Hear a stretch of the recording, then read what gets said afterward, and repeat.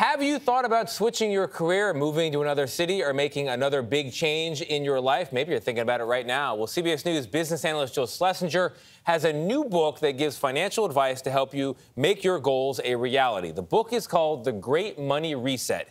Change your work, change your wealth, change your life. And Jill joins us right now. Jill, good morning. Good morning. What I love about this book, and I like a lot about this book, is that you tell people right here in the front, if you're daunted by the path ahead, I have a message for you. You can do it. Yeah, and you can. And the whole reason that I provided this book as a guideline was that I was receiving tons of questions on my podcast and my radio show from folks during COVID. And it was really fascinating because people ask me financial questions all the time, but the nature of the questions really changed amid the pandemic. Is this really how I want to live? And I would answer these questions every day, 7 days a week. And I realized people do need a guideline, a framework, and the actual steps necessary to move forward. You don't want people living with regrets, to look back and say, I should have, I could have. And I think what's really important is that most people have some dream, and it doesn't have to be, I'm going to hit the lottery. It may be a dream of a slight change. Buy a home. Yeah. Buy a home. It could be move to a different city. It could be shift my career trajectory.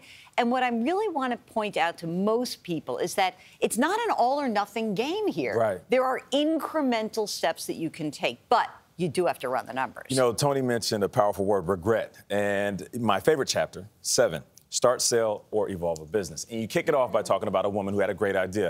And I think we all can identify with this. There's some thoughts that pop into our head and we say, oh, this is a moneymaker. Yes. I should really do it. You might even have a family member or a friend that is encouraging you. But because life becomes life, you get too busy, you don't do it, and then what happens? You look up, somebody else is making millions, sometimes billions off of this idea. Yeah.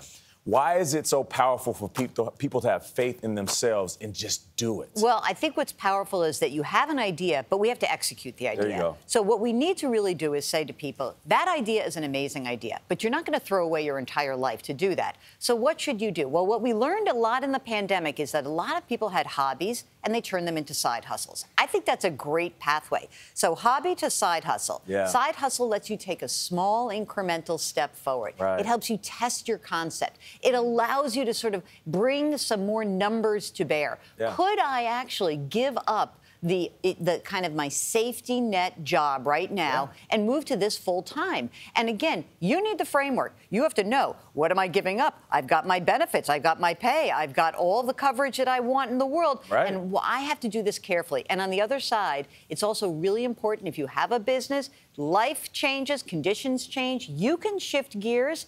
And it's okay to sell and not maximize every dollar. Maybe you need to sell because it's time to move on. So what about this idea of additional education and people thinking, oh, the more degrees or the more training means a bigger paycheck? How realistic is that? What do you recommend, especially knowing how many millions of Americans that are in financial debt because they're still paying off school loans? You know, I always wonder, education, I say, well, you know, it could be worth it, but maybe it's not. And there are 3 very specific questions to ask yourself. Whether you're going back to school to finish your degree, to get another degree, question number 1, what skill am I trying to actually acquire? What is going to enhance my current trajectory? Number 2, how am I going to pay for it? You mentioned school loans. Maybe you have to dip into your own savings. That may not be the best idea. Maybe you have to ask a family member. Sometimes I've heard that comes with some strings attached, so maybe not the best idea there.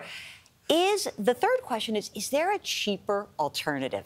I have found this fascinating coming out of COVID. Certificate programs, degree programs, companies paying for people. These are the things you should be exploring. More education doesn't necessarily mean more money. It can, but I'd love people to ask these questions. Jill, let's begin at the beginning, though. 5 steps for people who want to think about a reset right now. What are they? So the first thing is you must take stock of where you are. And so I call this, all right, it's kitschy, the fabulous 5. Okay. Fabulous 5. All right. So number 1 is what resources do I have? Yeah. What assets do I have? What's my income?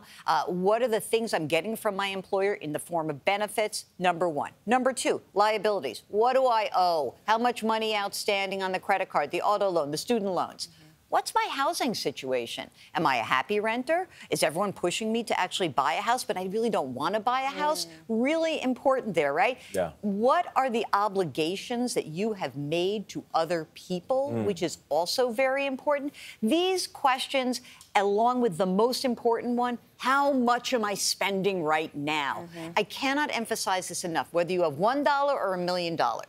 If you don't understand how much you are spending, it is really hard to reset and take a different path forward. Jill, did you write this book so Katie and I stop calling you with money questions? No, I did not. I fully encourage you to do so. And I encourage everyone to ask themselves these questions. Again, this is a positive message for me. I know sometimes I come on and say, don't do this or do this. This is a message of like, you know what? You can do this, but you have to be careful, and we have to give you the guidelines, the framework to really make this happen. This helps navigate through the unpredictability of your finances, I'm telling you. I think from all of us here, thank you for all your free financial advice over the years. Better than a therapist, better than a drink. The Great Money Reset, it's on sale right now. And Jill will be back tomorrow to talk about tax season. Yay! And how you can make the IRS your friend, she says, allegedly.